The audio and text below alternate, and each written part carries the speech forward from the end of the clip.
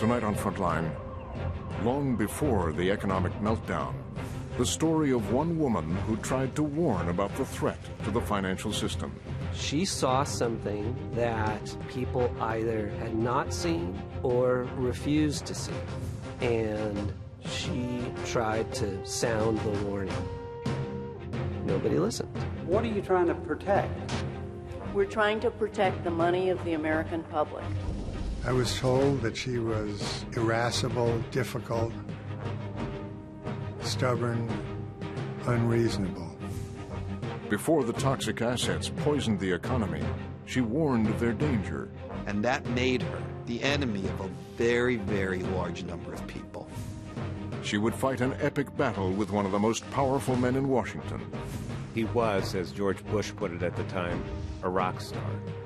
It got pretty nasty pretty quickly. Greenspan turns to her, she turns to him. His face is red, and he's clearly quite upset. A story from inside the highest levels of the Clinton administration.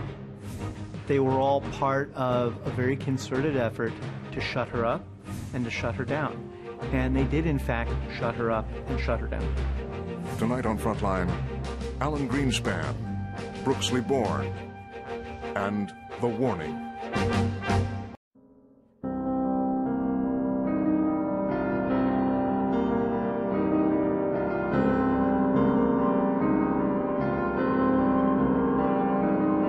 What have you done to investigate the off-balance sheet transactions conducted by the Federal Reserve, which, according to Bloomberg, now total $9 trillion in the last 8 months? I'll have to look specifically at that Bloomberg article. I don't know if I have actually seen that particular one. That's not the point. The question is, have you done any investigation or auditing of off-balance sheet transactions conducted by the Federal Reserve? At this point, we're conducting our lending facility project at a fairly high level and have not gotten to a specific level of detail to really be in a position to respond to your question. Mr. Chairman, my time is up, but I have to tell you honestly, I am shocked to find out that nobody at the Federal Reserve, including the Inspector General, is keeping track of this.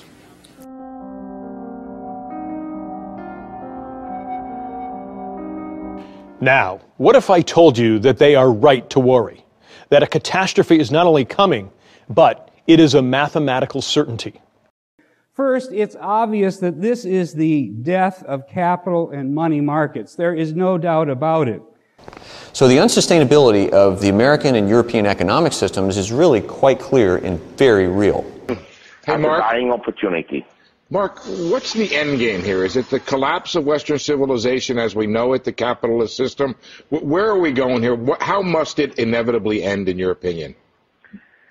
I mean, you have a computer. Occasionally the computer will crash and then you have to reboot it. That will happen to the global economy. Jerry Salenti is one of the few people on the planet who predicted with uncanny accuracy and precision exactly what would happen to the United States economy in the fall of 2008. And now we hear prediction of what happening when, Jerry? It's underway now. The timing is very difficult because these things are so manipulated, whether it's high-frequency trading, black pools, Madoffs or rip-offs. We know that there's a lot of behind-the-scenes manipulation going on. They want to make it appear that things are calm and everything's under control. It's not under control. Are you really saying that we are coming to the end of the line no matter what because the changes won't be embraced? Or are you an optimist, and if so, on what basis? Well, I don't consider myself to be an optimist nor a pessimist. I like to think of myself as a realist. And realistically speaking, I think what you just said is correct, that the chances of there being a great awakening among the masses of the American people in time to avert some very serious consequences, the chances are small. Far, but storm clouds on the horizon, a possible crash brewing, and it might actually even be worse than 2008. We've got the man who actually called the 2008 crash, and he's the author of The Real Crash, America's Coming Bankruptcies, Peter Schiff, here to tell us how this looks. Peter, in 2008, we had stocks collapse 60%. We saw banks going out of business. We saw unemployment spike. It was pretty ugly. You think this is going to be worse? How's it going to be worse? What's this look like? Well, it's going to be a lot worse. And this now poses huge dangers to the continent. We face the prospect of mass civil unrest, possibly even revolution, in some countries that are being driven into total and utter desperation.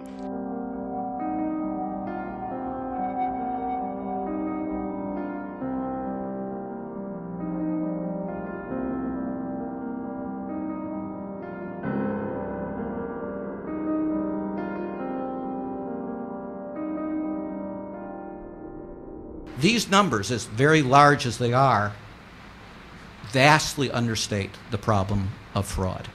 Bill Black was in New York this week for a conference at the John Jay College of Criminal Justice, where scholars and journalists gathered to ask the question, how do they get away with it? Well, no one has asked that question more often than Bill Black. The former director of the Institute for Fraud Prevention now teaches economics and law at the University of Missouri, Kansas City. During the savings and loan crisis, it was Black who accused then House Speaker Jim Wright and 5 U.S. senators, including John Glenn and John McCain, of doing favors for the S&Ls in exchange for contributions and other perks. The senators got off with a slap on the wrist, but so enraged was one of those bankers, Charles Keating, after whom the Senate's so-called Keating Five were named, he sent a memo that read in part, "Get Black, kill him dead." Metaphorically, of course. Of course. Now he's focused on an even greater scandal, and he spares no one, not even the president he worked hard to elect, Barack Obama. But his main target are the Wall Street barons who are heirs of an earlier generation whose scandalous rip-offs of wealth back in the 1930s earned them comparison to Al Capone and the mob, and the nickname banksters. Bill Black, welcome to the Journal. Thank you. I was taken with your candor at the conference here in New York to hear you say that this crisis we're going through, this economic and financial meltdown, is driven by fraud. What's your definition of fraud? Fraud is deceit.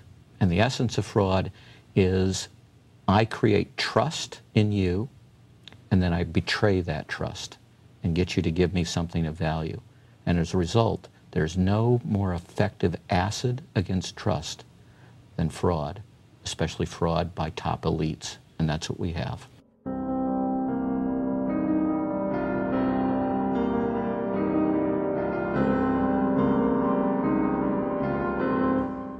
It didn't take long for Bourne to learn that she and the chairman were not going to see eye to eye. He said something to the effect of, well, Brooksley, we're never going to agree on fraud. And she said, well, what do you mean? And he said, you probably think there should be rules against it. She said, well, yes, I do. He said, you know, I think the market will figure it out and take care of the fraudsters. The Alan Greenspan lunch, did it actually happen? Where he says... I'm not going to talk about it. I'm not going to talk about it on camera. Bourne is reluctant to speak about her meetings with Greenspan or others in the Clinton administration. Greenspan refused to speak to Frontline at all, but Bourne's advisors did. Greenspan didn't believe that fraud was something that needed to be enforced, and he assumed she probably did. And of course she did. I've never met a financial regulator who didn't feel that fraud was part of their mission. And this is an absolute stunner for the new head of this tiny agency, who is charged with making sure people don't commit fraud. Well, I think she was taken aback about how far he would go towards deregulation, that even the notion that we should police fraudulent activity he didn't think was something that was a given. That was her introduction to Alan Greenspan.